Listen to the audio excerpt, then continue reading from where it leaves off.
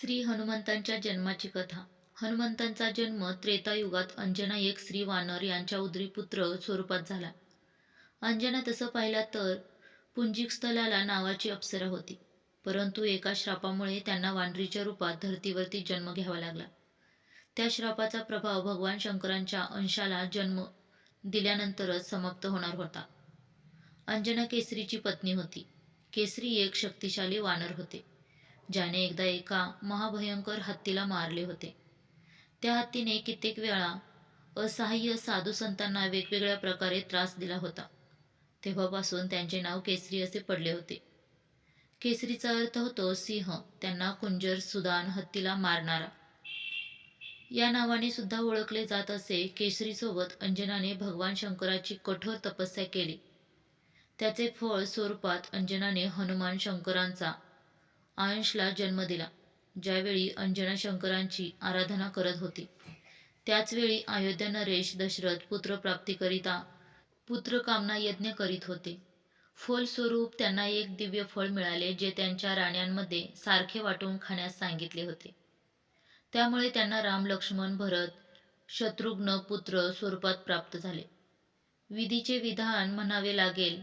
या दिव्य फळाचा एक छोटासा तुकडा एक घार घेऊन उडाली आणि त्याच वनात आकाशात उंच उडत होती. उडत उडत ती घार जिथे अंजना व केसरी तपचार्या करीत बसले होते तिकडे आली व घारीच्या तोंडून तो फळाचा तुकडा निसटला आणि त्या तुकड्याला पवनदेवाने आपल्या प्रभावाने तपचार्या करणाऱ्या अंजनाच्या हातात पाडला. परमेश्वराचा आशीर्वाद समजून अंजनाने तो खाल्ला, ज्याचे फळस्वरूप त्यांना पुत्राचा स्वरूप हनुमंताला जन्म दिला. अंजनाचा पुत्र असल्यामुळेच हनुमंताला अंजनेय नावाने देखील ओळखले जाते, ज्याचा अर्थ होतो अंजनाद्वारा उत्पन्न माता. श्री अंजना व कपिरा श्री केशरी हनुमंतावर अतिशय प्रेम करीत असत. श्री हनुमंतांना झोपवून ते फळ फूल आणण्याकरिता गेले होते. त्याचवेळी बाळ हनुमान यांना भूक लागली. तसेच आपली माता जवळ नसल्यामुळे ते भुकेने व्याकुळ झाले. त्याच दरम्यान त्यांची नजर आकाशात पडली. सूर्योदय होत होता. बाळ हनुमंताला वाटले की ते कोणते तरी लाल फळ आहे. तेज आणि पराक्रमाला कोणती अवस्थाची गरज नसते. इथे तर श्री हनुमंताच्या रूपात माता अंजनीच्या गर्भातून प्रत्यक्ष भगवान शंकर आपल्या 11व्या रुद्र मध्ये लीला करत होते आणि पवनदेवाने त्यांना उडण्याची शक्ती दिली होती.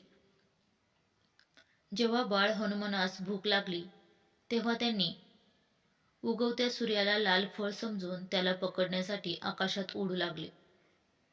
त्या लाल फळाला पकडण्यासाठी हनुमान वायुवेगाने आकाशात उडू लागले. त्यांना पाहून देव दानव सर्व आश्चर्यचकित होऊन बोलू लागले, बाल्य अवस्थेत असा पराक्रम दाखवणारा युवा अवस्थेत काय करणार नाही. तिकडे भगवान सूर्याने त्यांना सर्वसाधारण अबोध बालक समजून आपल्या तेजाने जळू दिले नाही. ज्यावेळी श्री हनुमान सूर्याला पकडण्यासाठी गेले तेव्हा राहू सूर्याला ग्रहण लावू इच्छित होता. हनुमंताने सूर्याच्या वरील बाजूस जेव्हा राहूला स्पर्श केला तेव्हा ते भयभीत होऊन तेथून पळून गेले.